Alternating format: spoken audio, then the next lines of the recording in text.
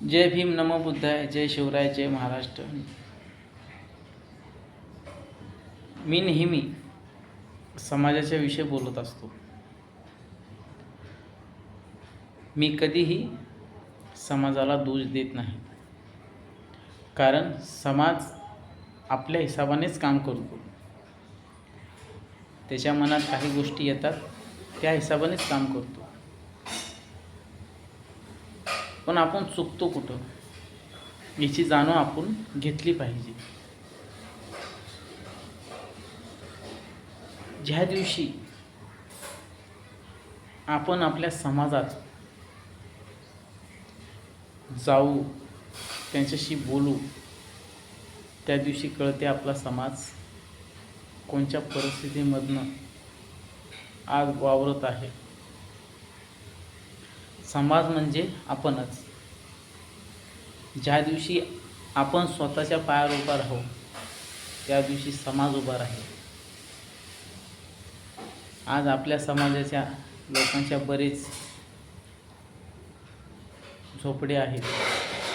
आपल्या नाही, इतर समाजाच्या पण गरीब झोपडे आहेत. त्यांच्यात पण गरीब आहेत, सगळ्यात गरीब आहेत. म्हणून ज्या दिवशी गरिबांनी एकत्र येण्याचा धाडस केला ना, त्या दिवशी गरिबाच्या घरातली चूल ही नेहमी जळल आणि जळत राहील.